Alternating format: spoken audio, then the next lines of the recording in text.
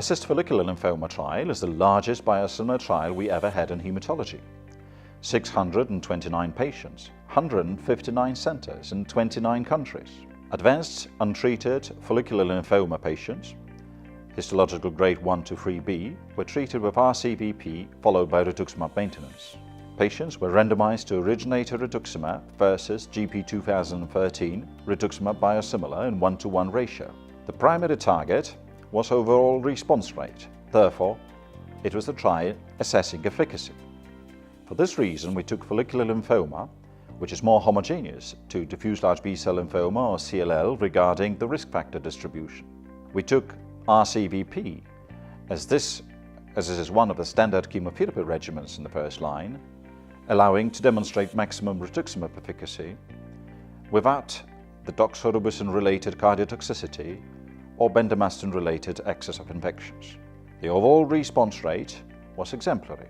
We had 87% in both treatment arms without any differences.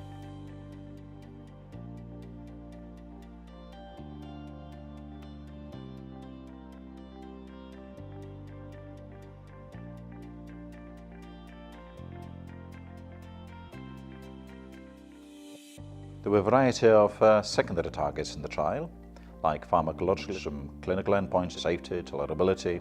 Pharmacologically were presented at ASH meeting, and there was no difference between treatment arms in terms of maximum drug concentration, B-cell dynamics. Most of the clinical endpoints are still blinded as patients are ongoing on therapy in the maintenance phase. However, we may reveal that there were no difference in a complete regression rate between the two treatment arms.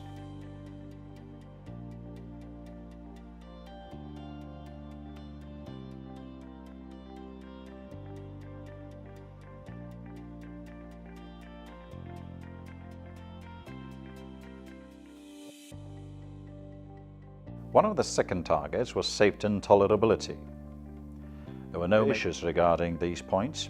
Immunogenicity was equal between the two treatment arms, and so was the incidence of neutropenic fevers.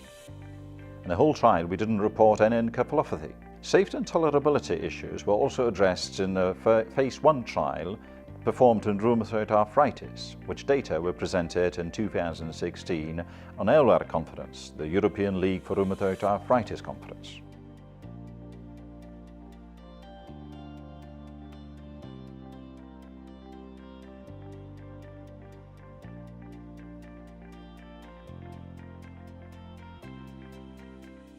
Rituximab, as every biological product, differs batch to batch. Therefore, we cannot have a rituximab generic. We have rituximab biosimilars, particles which are biosimilar but not identical to the originator. Developing a biosimilar is different than developing the new drug. In both cases, we have a very thorough examination of the particle and preclinical data. However, in a biosimilar development, the clinical phase is shortened.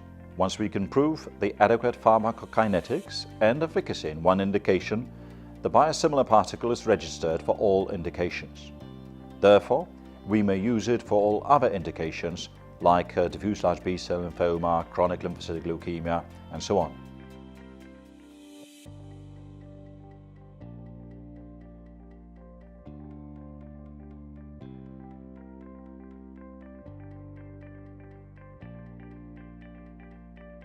Rituximab biosimilars are also developed by other companies. The other particle we may mention is developed by Celltrion.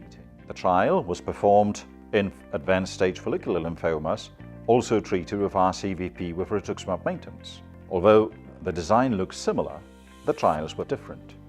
In Sandoz, we had 629 patients, and the primary target was efficacy. In Celltrion trial, we had 121 patients, while the primary target was pharmacokinetics. In Celltrion development, the efficacy data will come from rheumatoid arthritis.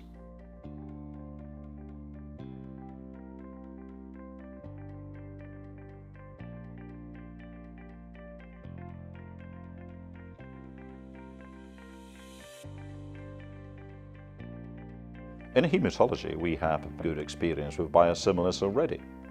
Just mention the growth factors, EPO or GCSF. Therefore, once rituximab biosimilar is available on the market, will use it as the originator.